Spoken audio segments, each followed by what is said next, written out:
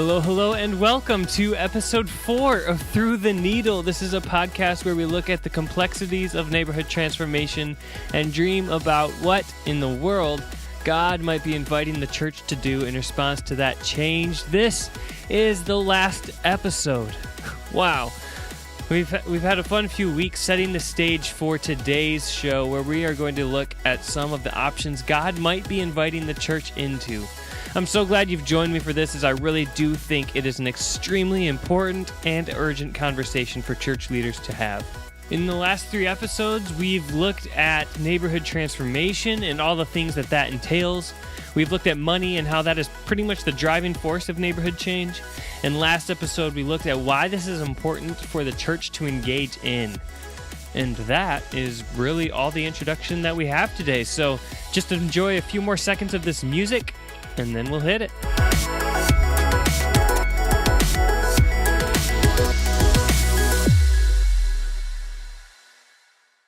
Hopefully by now, if you've made it this far through the podcast, you have been convinced that it is important for the church to do something about neighborhood transformation.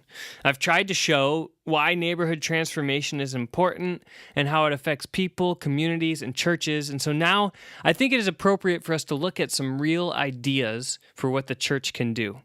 I can hear some of you saying, finally, he's getting to the tangible things we can do. Yes, we are. If we just live in our communities and don't engage with neighborhood transformation at all, the church will disappear or become irrelevant. But the church should be relevant. Not just because it's good business to be relevant to our communities and our neighbors, but because the church should be engaged in the community, because the love of Christ compels us to love our neighbors.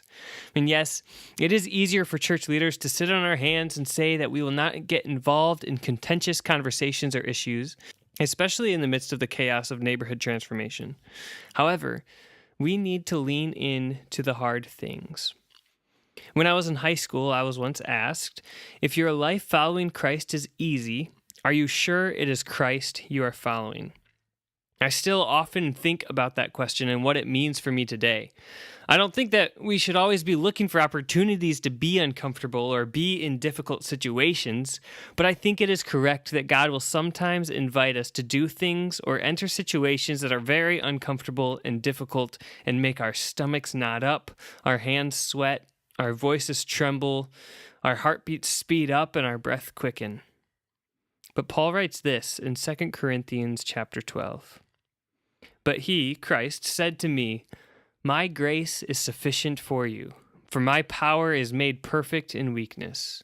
Therefore, I, Paul, will boast all the more gladly about my weaknesses, so that Christ's power may rest on me. That is why, for Christ's sake, I delight in weaknesses, in insults, in hardships, in persecutions, in difficulties. For when I am weak, then I am strong. What a paradoxical statement. For when I am weak, then I am strong. It makes no sense when you just say that, but for the power of Christ in us. Hard things are still hard for us. It still stinks to be weak, but we know the power of Christ is stronger than any weakness we may have. And even in the midst of being weak, we can trust in the goodness and the power of God. We don't really have good excuses to not do the hard things, to not lean into the difficulty of engaging our neighborhoods as they transform. So I hope that this episode can be an encouragement to us as church leaders. I do have a few suggestions for ways that churches can actually engage with their neighborhood, but I am going to try to intentionally leave these a little vague, because each individual church should do the hard work of figuring out how to be the presence of Christ in their community. We can't copy and paste strategies and ideas, but I do think that we can take on certain mindsets which will help to do that hard work, and we can learn from what others have done. Now, doing the hard work of figuring out how to be the presence of Christ in our communities requires a lot of prayer. It requires a lot of talking with other Christians and church leaders and talking with God, and it involves acting on what you think you hear God inviting you to do. So this means that we might make mistakes. Now, this means that we probably will make mistakes.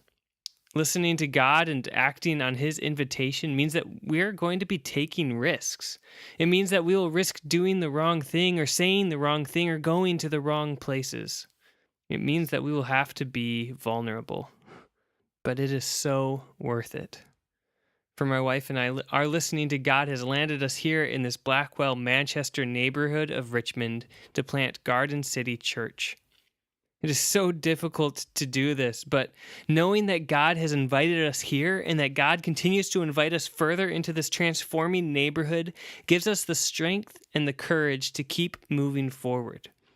I know that I've already made some mistakes and will keep making mistakes because this work is very difficult, but I can't go anywhere else because this is where God has called me. Okay, so all that said, these are the suggestions that I have that we're going to be covering today. We have the idea of being missionaries where we live, how we can care for our communities as both neighborhood and as attractional churches, how the church can act as a shield or a barrier between the capitalistic market and the disadvantaged, and jobs. So, starting with the idea of being missionaries where we live. When I say this, being missionaries where we live, it could come across like I'm saying that we should take on the mindset of thinking that we have all the answers to all the problems that the people in our neighborhood have around us. But I'm not saying that at all. In fact, I think that many of us need to rethink the way we see missionaries and where answers to problems should come from, learning to listen more and talk less, empowering those who are serving to carry out their ideas for wholeness rather than bringing in our own. This may sound like a bit of a side tangent, but this also has a lot of bearing for people who are moving into new neighborhoods. We need to listen first and act later. John Perkins and Wayne Gordon say in Making Neighborhoods Whole that our plans, ideas, and programs will only be as good as our willingness to let them be shaped by indigenous leaders' minds. So for church leaders that are new to their neighborhoods, listening is the most important thing that you can do. That's what it means to be a missionary for you. But for those of you who have been rooted in your community for years, putting on a missionary mindset looks different. As one of the residents of the neighborhood, your ideas for the neighborhood might be good, so humbly sharing them is one way to be a missionary. But another way for you, and one that all of us can do, is to see every interaction we have as an opportunity to share the gospel and further the kingdom of God, bringing the wholeness of Christ to your neighborhood. When we think about sending missionaries abroad, we expect them to be praying for every opportunity to share the gospel. We expect them to be thinking of creative ways to do ministry in every situation they are in. We expect them to be always thinking about how they can share the love of Christ in every instance. Why would we have different expectations for ourselves? We can't have that disconnect. We are all on mission with God. We are all Christians who should be sharing the love of Christ with everyone around us. And the only difference between me here in Richmond and a conventional missionary in Nicaragua is that I am in Richmond and not in Nicaragua. I'm still a Christian. I'm still called by Christ to follow him and to share his good news with those around me. I should still be praying for every opportunity to share the gospel. I should still be thinking of creative ways to do ministry, being a neighbor and not just a resident in my community, as she kind of talked about in the last episode. I can't stress this enough. We might not be career missionaries, but we are still Christians on mission with God. We are working locally to be transformationally missional in our lives by the power of God. So look at your neighborhood the way we expect missionaries to look at their neighborhoods. Pray for opportunities to share the gospel. Pray for creative ideas and wisdom as you approach the neighborhood that is changing around you. That's the first and I think the most important key to all of this, being missionaries right where we live. So now that we have that settled and laid out there, we can move on to the rest of them. Another option for churches is to be a neighborhood church. What do I mean by neighborhood church? Well, it can be summed up pretty well with the phrase, down with the megachurch. I'm just kidding. That's not true at all. I actually think there is an important place for what is often called the megachurch, and we'll talk about it next with the attractional church model. I thought it would be funny if I said that. Anyways, a neighborhood church is an intensely local expression of church. It is made up mostly of people from that neighborhood, and it is generally, but not always, on the smaller side of things.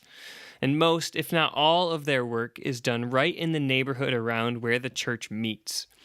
The focus of the church is on how God is inviting the neighborhood itself into wholeness, into relationship.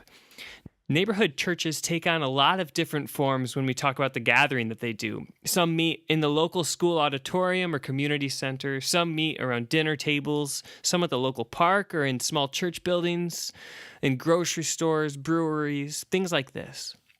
They're often looking for their gathering format and place to present the least amount of barriers to the others in their neighborhood. But they also might look like the historic black church that has been the center of neighborhood activity for years, or the small old church on the corner where everyone walks to the gathering and takes the time to stop and talk to all their neighbors they pass on their way in. However they look, neighborhood churches are intensely local. If the church has members from outside of their neighborhood, they are clear that their focus is on the neighborhood they are in, and they invite others to come and love their neighborhood. They seek the wholeness and the flourishing of the immediate place where they find themselves. So another term that's often used for neighborhood churches is missional church, and the idea of missional communities. And there's a lot of different organizations that have the goal to equip and resource different neighborhood church expressions. And if you are a leader of a neighborhood church or a church planter that feels called to plant a neighborhood church, it's essential to be connected with others who are also doing similar work. So organizations like, and I'll put links to these in the show notes, organizations like the Parish Collective, or Soma, or Intrepid Missions, the Table Network, Fresh Expressions, 3DM, the V3 Movement, Forge Network, and others. I mean, that's a lot I just listed. It's so easy these days to get connected to other church leaders doing similar things as you. We don't need to reinvent the wheel in every different expression. We can learn from each other. Of course, we do have to contextualize methods and strategies and spend time in prayer to discern what it looks like in our own communities, but there are many options for us to network. So that's the neighborhood church. That's one of the options that we have, is to be an intensely local church. Then we have the attractional churches. And what can attractional churches offer neighborhoods that are in the midst of transformation, or neighborhoods that are about to transform or have just transformed? Now, there is a trend around to bash the attractional church model, which is kind of why I made the joke earlier about megachurches. But I think there is a lot of value in attractional churches. Now, of course, there are churches that take it too far and compromise on the gospel for the sake of relevancy, but by that same token, there are neighborhood and missional churches that take their model too far and compromise on the gospel for the sake of rootedness and loving their community. They can forget that God works in a myriad of ways and is at work outside of their community, and they can start to become more like the people in their neighborhood than the people in their neighborhood becoming more like Christ.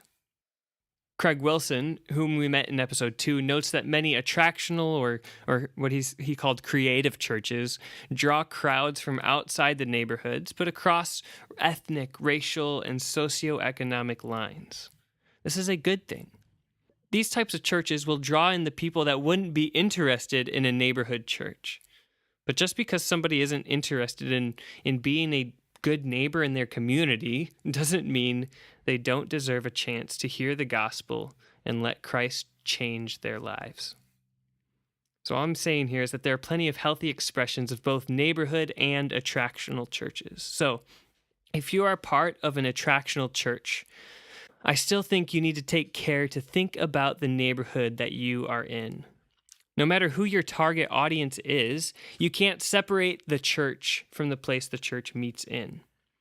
In the attractional church model, the gathering and the weekend service is often a large part of the focus, which means there are opportunities to be creative with your gathering space. So I want you to listen to a little bit of what Craig Wilson experienced with some of the churches and transitional neighborhoods that he worked with.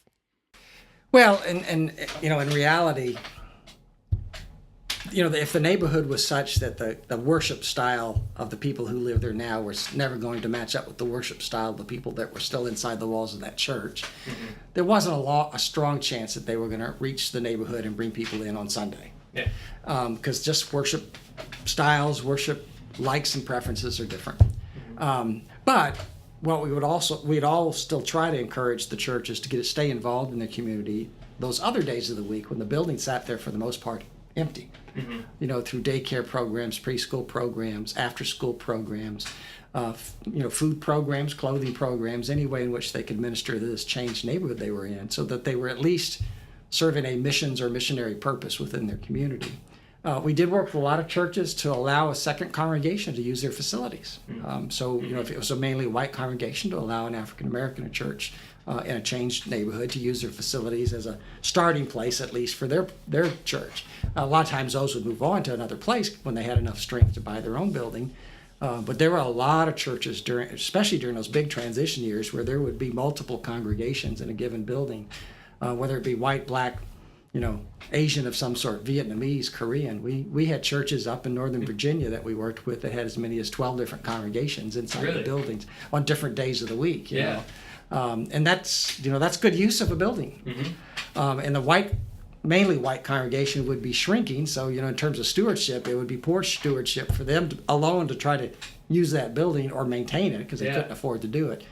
But when you had that much use going on in the building, it was still very justified to have a big building like that. And it would be interesting. A lot of times you get to the point where the host congregation was smaller than the ones they were hosting. And then the question becomes, who gets the main sanctuary at 11 o'clock on Sunday?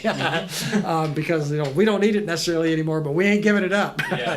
This is that's sometimes where you get in the rub. This is our church. You guys still meet in the fellowship and all, even though you're twice our size at this point. So not without its challenges, but it was very fun to work with churches at that point that would take on that missionary kind of viewpoint, There are other options beyond just sharing your meeting space with other churches, too. For example, Woodland Hills Church in St. Paul, Minnesota, it's in an old Home Depot building, which is large. And if you go to the homepage on their website, you'll see a list of other organizations that make use of that building. From refugee resettlement to after-school programs, from housing assistance to organizations working with adults who have disabilities. Their building, which is very large, is constantly being used by many different organizations, and different organizations have their offices inside that church building. And another thing, no matter if you are a neighborhood church or an attractional church, it is still important to connect with other churches around you. Not just other people doing similar things as you, but other churches geographically, physically near you, both within your neighborhood and in your city. Even if you think that your church is the best church in your city, God is still at work in other churches and Christians and church leaders all around your area, and they are working towards the same goal of seeing Christ transform their communities. So start attending the local pastor's breakfast. Go to the citywide minister equipping events. Here in Richmond, there's an organization called For Richmond, which is just trying to connect all the churches in Richmond metro area so that pastors and churches can work together on specific issues in our city. So join a network like that, or start one by talking to other pastors around you. As the For Richmond website says, simply put, we believe that we are better together. So, join with other practitioners of the gospel in your city. So these are some of the benefits that both neighborhood churches and attractional churches have. Neighborhood churches are intensely local and are often very involved in the lives of their community and intimately know the needs of their community. Attractional churches often simply just have more resources. And again, I'm not just talking about money. And attractional churches can get people who would otherwise be disconnected from their community involved in some sort of community development. As the attractional church cares for the community right around where they gather, they model for the parishioners and attenders what it means to follow the call of Christ to love our neighbor as ourself.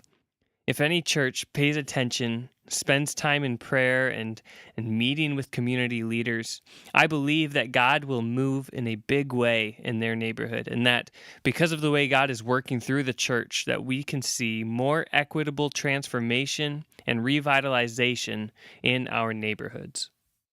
So now we're going to look at what I meant when I wrote that the church could be a barrier between the capitalistic market and the disadvantaged. This is an idea that comes from an article that D.L. Mayfield wrote on the church and gentrification as she explained Habitat for Humanity's strategy, and I think it is something worth considering. Capitalistic forces can be kind of relentless to those who are disadvantaged to the system, to those who aren't able to participate in the market in ways that propel capitalism and revenue making forward. In the same documentary on San Francisco that I mentioned in episode 2, Pelosi interviews Gavin Newsom, who was then Lieutenant Governor of California, and what he says is that, and I quote, "It's not good enough for companies to say, we create jobs and generate revenue. They have to find a way to be responsible for the world outside their doors." So, even though that is the way we want companies to operate, the capitalistic market doesn't always provide the incentive for them to do that, so many don't. And this is where the church fits in. One of the main reasons the church as an institution exists is to care for and be responsible for the world outside their doors. Mayfield writes in her article for Sojourners How Churches Are Confronting Gentrification that, and I quote, "When the poorest of your neighbors continually face the brunt of a system designed not to care about them, gentrification becomes a church issue." And I would contend so does the neighborhood decline that we have looked at. She writes later then in that same article that in an age of ever-increasing inequality, Christians can proclaim people over profits and live out our stated beliefs of loving and caring for our neighbors, particularly when it comes to displacement. You are probably wondering then what this tangibly looks like, and unfortunately, that is something that will have to be discerned in your context. It will require finding creative ways to do ministry and outreach and be leaders in your community, but it isn't an insurmountable task. One of the most obvious places to start this is with affordable housing and, finding the magic bullet of how to organize, build, and maintain affordable housing still hasn't happened, and I don't anticipate that it will, but that doesn't mean the church can't do the hard work of advocating for or actually trying to provide affordable housing. And other ways of being a barrier will require local church leaders spending time in prayer together to discern how God is inviting them to help the disadvantaged in their communities. As the church, we can work to subvert the destructive economic forces that can both displace our neighbors and lead our neighborhoods into long and slow decline. This will be very hard work and will definitely involve some contentious conversations, but I believe that it is worth it. Because as we do this, trusting the Holy Spirit to lead and guide us, we are bringing the peace of Christ with us. In John 14, verse 27, Jesus tells his disciples, "Peace I leave with you, my peace I give to you. I do not give as the world gives. Do not let your hearts be troubled, and do not be afraid." What a wonderful message that we can take with us as we work to subvert the destructive economic forces in our neighborhoods. Transformation is chaotic, and capitalism is chaotic. But as I talked about in the last episode, the church is well situated to be a place of the peace of Christ in the midst of that chaotic change. So lastly, I would suggest that we focus on jobs and focus intensely on local jobs. I think this is a very important thing that we can do as the church to again, subvert the destructive economic forces. And income is one of the most basic needs that we have, but there needs to be opportunities near our neighborhoods for people to earn that income.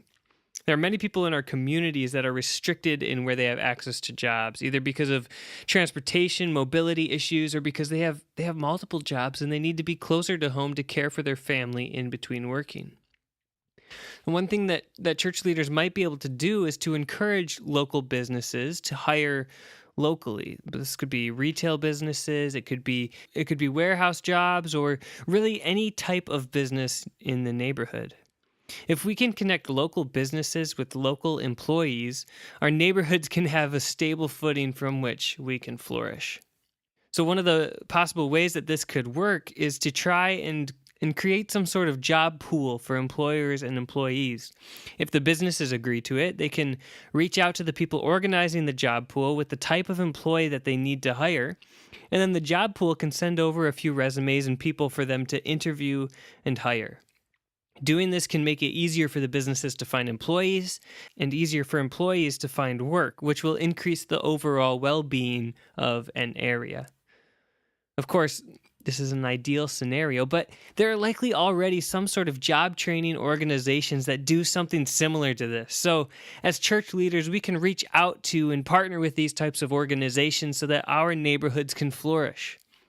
And one of the biggest reasons for neighborhood decline is that jobs are moving away from them, that industries are closing down, and the jobs now available can no longer support the type of lives they used to be able to support. One of the biggest reasons for displacement is that the jobs the residents have aren't able to sustain the cost of living as it rises in neighborhoods. So helping people find and keep jobs near their homes is an exciting and lasting way for the church to engage with neighborhood transformation. Churches still have an influence in their community, and church leaders are in a great position to advocate for more businesses to come into the neighborhoods.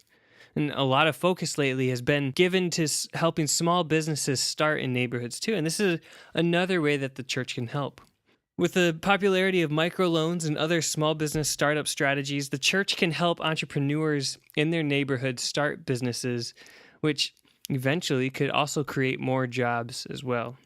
Now, it has to be noted with that most of these small business startups are known to shut down again after just a few short years.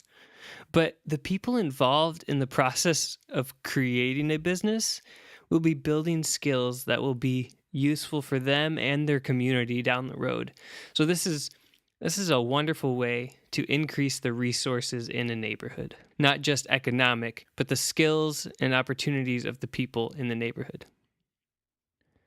So in each of these options we've talked about today, the focus is on utilizing and building upon the resources that are already in the community. So putting on a missionary mindset, using attractional or neighborhood church models, being a barrier between the capitalistic market and the disadvantaged, and focusing on local jobs all start with the foundation of the community's resources.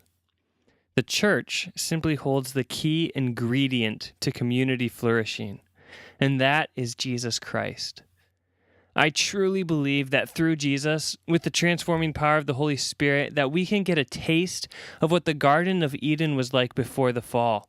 That we can get a taste of what the new heavens and the new earth, of what that garden city of the New Jerusalem will be like after Jesus' return. It's why we are starting a church here in Richmond called Garden City Church.